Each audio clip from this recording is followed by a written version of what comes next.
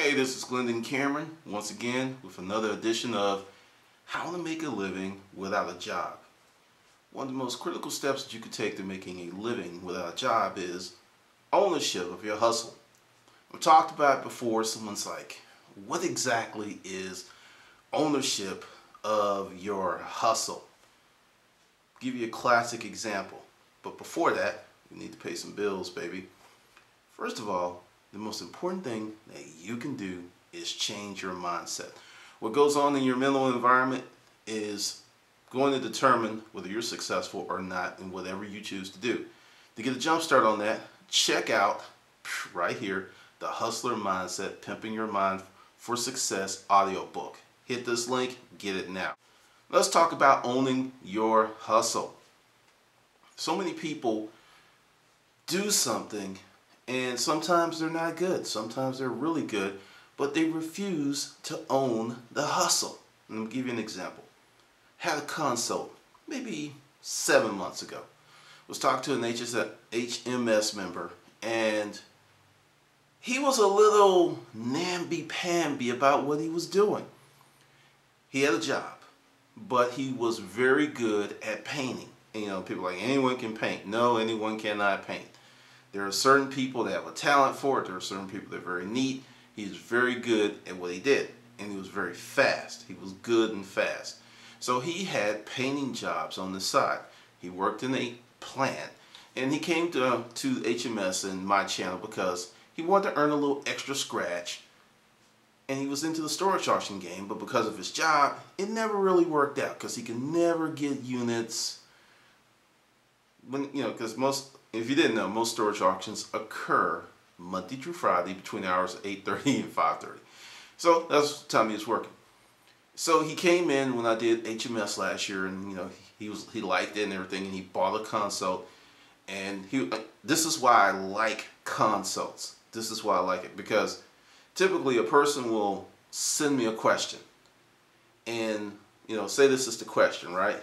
And behind this question, there's all this stuff that I don't know about, which really makes it hard for me to answer the question appropriately, because there's all this stuff and these variables and they're like, I don't know about. So it's a little frustrating. So he did the consult, and I was like, hey, who are you? What do you do? What are your strengths? What are your talents? And that's when this painting thing came up. Now, this is what got me. I was like, yo, you do the painting, right? And he was like, yeah. That's what he said. He went and he did it just like that. Yeah, I do a little painting. And I was like, well, how much do you make when you do a painting job? He's like, $250, $300. I mean, it's that total cost. Is, you know, he's like, well, usually I make them buy the paint, and I just charge labor. You know, sometimes I'll bring a few things because I already have them. Sometimes I'll even do the paint job because I have paint left over from another job, depending on what it is. Now, this man's in a town. Small town, and what he makes in his job's not that much. $450, some overtime, maybe $5 something a week. That's what he nets out at. And where he is, that's a pretty good job. That's one of the reasons that, you know, he's reluctant to let it go. Now, when he does a paint job, at a minimum, he makes in a day what he makes in a day half of what he makes in a week on the best week of his job in a day. So he needs 2 days a week, so 2 jobs a week to replace his income. But once again, he's in a small town. So there's, you know, he gets jobs here and there, but this small town is not that far from a larger town. So we sat down, we talked, and I was like, well, you got a truck, right? You have ladders, right? You have paint, right? You like it. Apparently, he's been doing it for years. You're very good. Why don't you just go ahead, do an LLC? And this is how, when I do consults and I talk to people, he had like 15 years of experience. So this was no Johnny come lately to the painting business. He was very good. He knew it, all the ins and outs.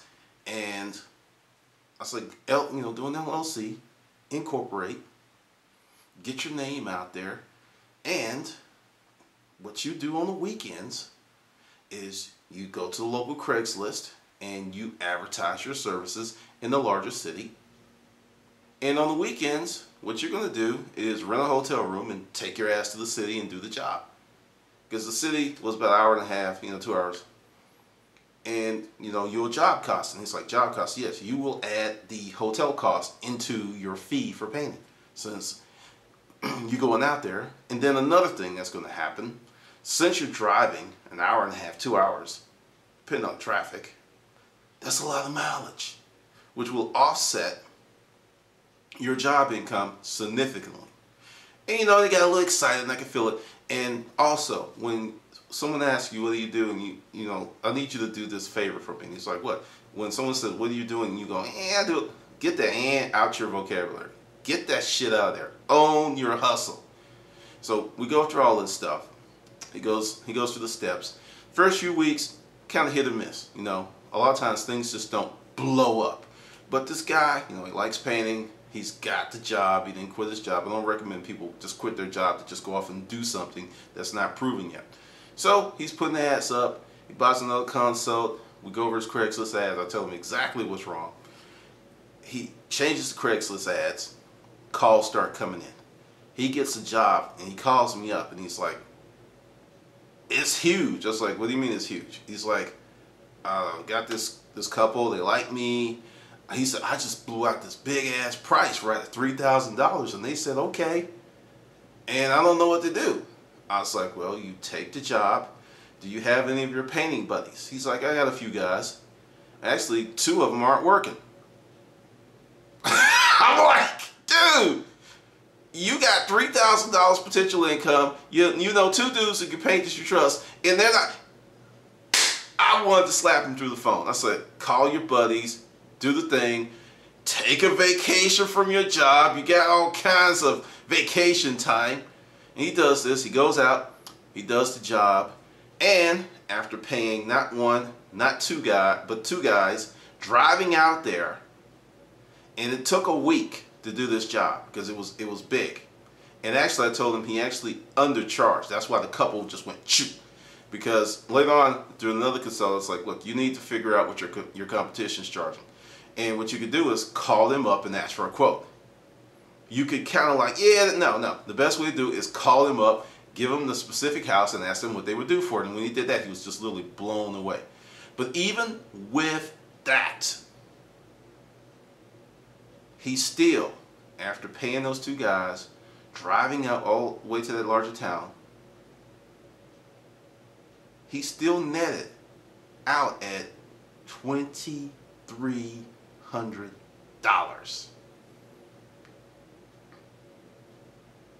Let me say that again. Because the couple tipped him because they knew they were getting a screaming deal. They tipped him $500. And, he was getting ready to be Big Daddy, spread the... I was like, dude, you hired those 2 dudes. What did you hire them for? $500, right? Pay them their $500.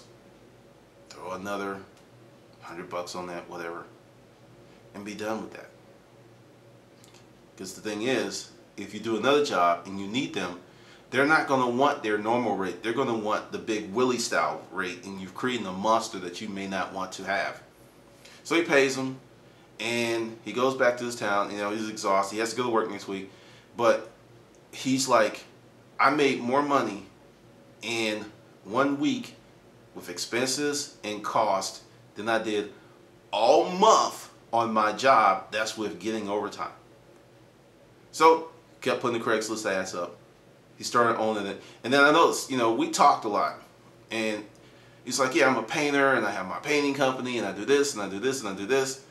And the thing is, if he tried to do what he was doing in his town, it wasn't going to work the way that it worked if he was willing to travel. And the travel, he's married, he's got kids. It wasn't, the wife was used to seeing him every night, him being a dad there for his kids, and she was not happy. But after a few months, when he had in the bank more than he had made in the last 2 years saved up, because the guy's a regular guy, not extravagant. His goal was, if I can do this and get this house paid off, oh wow, that was it. That was his goal. So 1 year, 1 year is when he expects to have that house paid off. 1 year. Because he started to own his hustle. He didn't quit his job. He worked extremely hard. And he's built a foundation because he's now actually getting referrals because he does such a good job.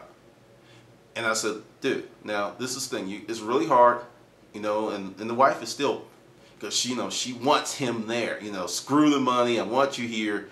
And he's still dealing with that. But he sees the larger picture, because if he can get this house paid off, get his truck paid off, then he would be freed up to do what he loves full time. And that's ownership of the hustle. Because, she's like still going on it. And like I said, I was like, dude, I'm going to just tell you from a logistical standpoint, what you're doing, if you can get your house paid off in a year, that is tremendous security for you and your family. You just have property taxes and homeowners insurance. That's all you got to do. So this is another part of owning your hustle. He told her, he's like, I'm doing this. It's a good thing for the family. I need to do this. Recently, I heard from him again. That factory that he worked in, the job he's had for 12 years, they're closing down the plant. He's not worried. He's ecstatic. He is happy because his wife doesn't know. He said, I'm waiting to tell her. He said, I may not tell her for a while because I have so many jobs that I've turned down because I could not do them because of this job that I may not be home for a while. Do you understand what I'm telling you? Because here's this guy who had this skill who did not take ownership of his hustle. Because it was just, something I do. And there's a lot of you out there doing that. There's something you can do. And understand, it doesn't have to be extraordinary or extravagant. It just has to be different. If you can make a cookie with an extra ingredient and it's flavorful, and when people bite into it and the juices come in their mouth, they will pay for that. It doesn't have to be a life-changing cookie. People want to think that it has to be a life-changing cookie. In terms of owning your hustle, you got to be proud of what you're doing. And the thing is, when you're hustling, people are like, oh, you should get a job. Anyone that's saying something like that is really not paying attention to conditions. Mark my words, 15 years from now, you're going to see some serious job compression because of technology. I am just like, what the hell is going to happen? There'll be certain jobs. We'll always need fire people. We'll always need policemen, nurses. But 100 years from now, what's going to happen? I don't know. But with owning your hustle, you have to get real with yourself. Because a lot of people do not want to own their hustle because it's not sexy or sophisticated or beautiful or something that when you can tell someone, it's like, what do you do? Well, I actually solve cancer. I'm a brain surgeon. I'm a rocket scientist. I'm a fashion model. People want these jobs with these beautiful titles so they sound good when they tell someone what they do. And to me, that is elegantly stupid. Once this was years ago. I actually told this story before. This was years ago. I bought a storage unit and it had these really nice hand-woven rugs. They were not antique or vintage, but they were truly hand-woven. And I was able to get $700 a piece wholesale, selling them to a rug dealer. So I am at this place on Peachtree Street. I'm selling these rugs. I look like hell. Sweat. I'm humping rugs out to the van, taking them in there. And dude pays me the check. I've got thousands of dollars on me. I look like hell. I'm driving this van that has no air conditioning. And there's these chicks out there. And they're looking at me. And they're young girls. And they're looking and they're laughing and they're pointing because I look like hell. And then someone else comes up to me and is like, what do you do, man? Because, he sees me working. And I know what's coming because he's like, this is a guy looking for a job. I see that. I know that pitch very well. And I was like, well, I'm a hustler.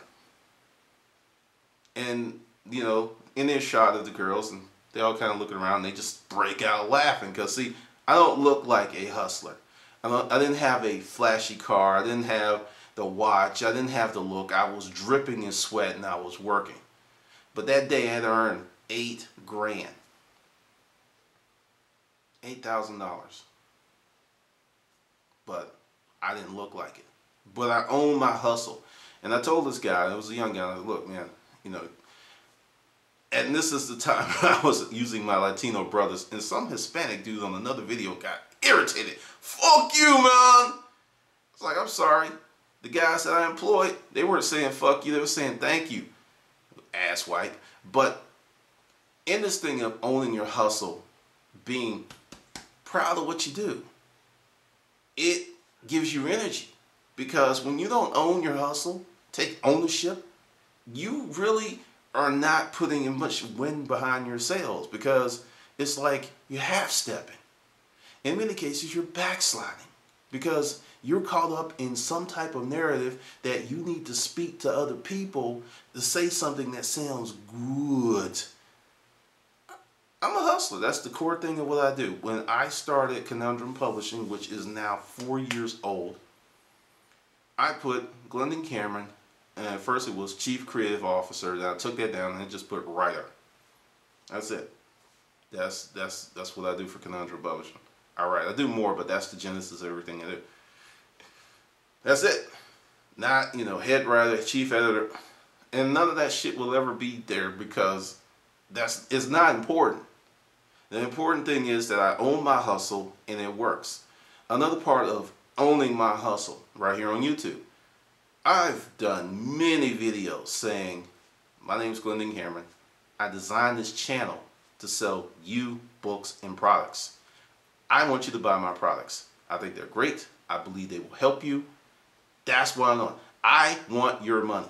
And I said it, you know, in very unvarnished terms that's the deal. And a lot of people are like, oh, no, you shouldn't be that. You should be people's buddies. You should be someone's friend. You should do this and you should do that and you should be a better guy and you should help out humanity and you should do all this stuff and you should do all that stuff and you should do this. And the people who are saying you should do this are broke as fuck. One of my biggest rules in life is I don't listen to people who have bad lives trying to give me advice on how to have a better one. If your life is fucked up, I'm not going to listen to you teach me how to make my life better. I'm not going to do it. It's like, really? You can't do that for yourself? But you're going to advise me how to do it. And another thing is, we live in a world that is two worlds. There's the real world, and then there's the narrative running on top of it. See, this real stuff here, it never changes. It never changes. Everyone is a staunch opportunist. Everyone's a staunch opportunist based on conditions. Just because your thing isn't YouTube or selling information products doesn't mean that you haven't done something else or currently doing something else. So, owning my hustle by being that forthright. And another thing about owning my hustle. 2009, when I came on YouTube and I talked about the storage auction game, not once did I say it was easy. Not once did I say you would get rich overnight. Not once did I say, oh, anyone can do it. Go to my earlier videos, first year, 2009, and you'll hear me say, if this may be some of the hardest work you've ever done in your life. This may be one of the most back-breaking things. You can lose money. I lost money. I even had a video. The worst unit I ever bought. Bought a unit and lost $800 buying it and another $200 throwing it away. I put that video up early. Not once did I say, hey, you know, it's easy and you won't lose money and it's risk-free. No, I didn't come at anyone with that stupid bullshit, because the truth of the matter is storage auctions are some of the hardest work in the world. And I was able, by owning my hustle and telling it like it was, the good, the bad, the ugly, to able to create an information product selling career. Now, this is the rub. If I had lied, I probably would have made 6 times as much money my first year. But I would have killed all of my goodwill for the future. I would have been, you think there are forums about me talking smack. The reason the forums that are out there talking smack about me is because I say things like, fuck you, you're stupid, you're dumb. One of the reasons you're not successful is because you're lazy. That's one of the reasons. I call people what I think they are. Not, and and people was like, well, yeah, it's okay, but the information, blah, blah, blah, blah, blah, blah, blah. Because they cannot come at me and say these things. And what's really interesting about this is many of the people that threw stones, that burned me in effigy, later on tried to do the same thing that I did and miserably failed. Hold on, that's me laughing inside ridiculously. I mean, I'm losing my mind inside. I mean, it looks peaceful out here, but I am having a giggle fist on the inside. Because recently, some other people who were once again doing the same thing are now suffering some ill repercussions because of what they did. Now, see, this is the thing. When you own your hustle, when you own it from a position of honesty, truth, this is who I am, this is what I do, people gravitate toward that. People are looking for authenticity. They're not looking for glam and glitz and stuff. People looking for real. That's why vintage stuff sells so well, because it's real, it's designed differently, it has more quality. People are looking for that. And there's a lot of folks who believe in the okie doke, that it's like, hey, I'm your friend, I'm your buddy, I'm here to help you. Everyone has an agenda. Be honest about yours. Regardless of what you do, there's some people who are going to like it. There's going to be some people who are going to hate it. There's going to be some people who are going to throw stones at it. There's going to be some people who will get up on their hind legs and piss on it. But if you own it, and it's yours, and you treat it right, none of that stuff matters. Because you will grow and grow and grow. To take ownership of your hustle, you also take ownership of your life. Because see, this is the thing. There's many people's like, hustling has such a negative connotation. I was advised not to rename the channel The American Hustler because of the negative connotations. I actually lost an interview with someone because it's like, I don't know about that hustling thing. I was like, okay, well, hey, thanks for your time. You have a nice life. Because when you take ownership of your hustle and know who you are and what you're about, those things don't bother you as much because it's like, okay, it didn't work out. We were not fit for each other. That's all it was. That's not a bad person. I'm not a bad person. We weren't fit for each other. And we move on. Because I have found that a lot of people want to be hustlers. I have found that a lot of people want to change their lives. I found a lot of people like this message by owning my hustle. I sling products. I sell information. Yes, that's what I do. And I love it. And I'm going to continue to do it. That's ownership. So I don't care if you're baking cupcakes. I don't care if you're spanking raccoons. Own your hustle. We live in a world where at one point when I was a kid, people sold on television the pet rock. People were buying the pet rock. I, as a kid, scratched my head because it's like, I can go outside and get myself a rock right now. But people were buying pet rocks. And I didn't understand the psychology of that back then. It wasn't that it was a rock. It was a pet rock from a special place. Now, that's a whole nother video. But the whole deal is, they own their hustle. It's like, hey, we're going to sell you some rocks. There was no, it's like, and people bought the pet rock. Because they own their hustle. The Thigh Master. They took a little bit of scientific information that was true and expanded the narrative to $100 million. They own their hustle. So like I said, you can be successful owning your hustle. I don't care what it is. That's one of the reasons that the Hustler Mindset Project is pivoting, because there are so many people who want to do so many things. There's a lady, and get this book, The $100 Startup. I don't know her name, but she created a 6-figure income from scrapbooking business. It did not happen overnight. But understand, if I knew about her when I bought that unit full of stuff that would have been perfect for scrapbooks, I was like, hey, I got something for you. Well, understand, read, get out there. Don't live in a vacuum. There are so many things that are going on right now, it would just literally rock your world. But a lot of people are kind of waiting for permission to be successful. They're waiting for someone to say, okay, you can now go forth. That's the whole thing with getting a degree. A degree is a validation stamp. Psh, you're somebody. You could be somebody the minute you wake up in the morning and say, I'm somebody. That's all that is. It's a validation stamp, because really, I did the research, I did the math. You pull out engineers, you pull out doctors, you pull out any field that you have to have a degree to go to that graduate school to work in that. Pull those jobs out the mix, and the income disparity is non-existent. And most people are not going to be doctors, and most people are not going to be engineers, and most people are not going to be lawyers, and lawyers are under assault. Even that field has experienced some serious compression. There are more attorneys than there are jobs.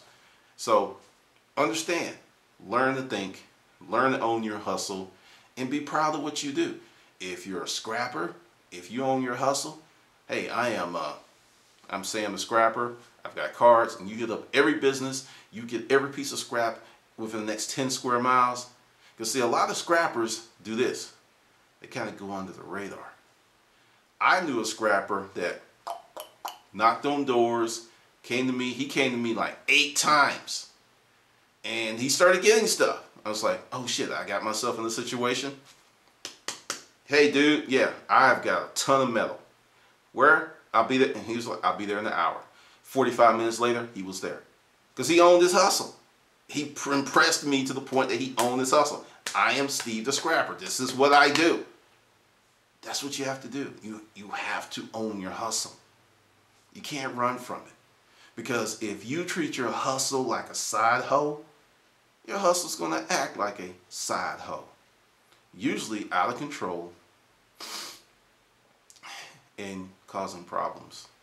A lot of problems. Whereas if you own your hustle solves problems. Just saying.